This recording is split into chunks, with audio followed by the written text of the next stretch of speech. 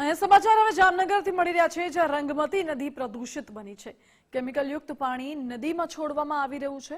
જીઆઈડીસીના કારખાનેદારોના પાપે નદીમાં પ્રદૂષણ ઠલવાઈ રહ્યું છે અને નદીમાં કેમિકલયુક્ત પાણીનો પ્રવાહ સીધો છોડવામાં આવે છે। નદીમાં પાણીમાં ફીણ વળતા પણ જોવા મળે છે।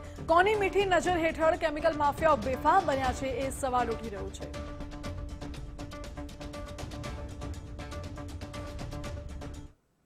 જામનગર મહાનગરપાલિકાની અતિ મહત્વની મહત્વાકાંક્ષી યોજના એટલે કે રંગમતી નદીની રિવરફ્રન્ટ યોજના, પરંતુ આ યોજના સાકાર થાય તે પૂર્વે જ જામનગરના જે જીઆઈડીસી વિસ્તાર છે તેનું ગ્રહણ લાગી ગયું છે।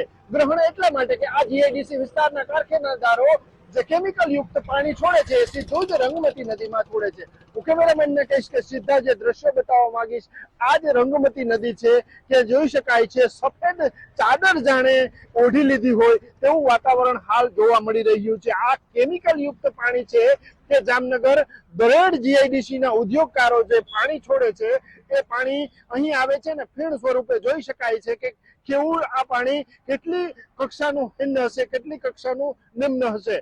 વાત જો જીપીસીબી ની કરવામાં આવે તો જીપીસીબી માત્ર કારખાનેદારોને નોટિસ ફટકારે છે।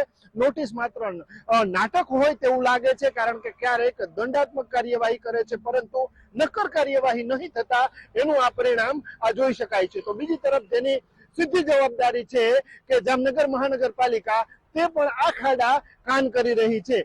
આવા જ વાતાવરણ વચ્ચે જો આવું જ ચિત્ર ચાલશે તો હજી આ નદી વધુ પ્રદૂષિત બનશે અને રંગમતી નદીનો જે રિવરફ્રન્ટ છે તે આકાર પામે તે પૂર્વે જ જામનગરની પ્રતિષ્ઠા છિન્ન ભિન્ન થઈ રહી છે। કેમેરામેન હિરેન ગાંધીની સાથે નથુ આહિર, ગુજરાત ફર્સ્ટ, જામનગર।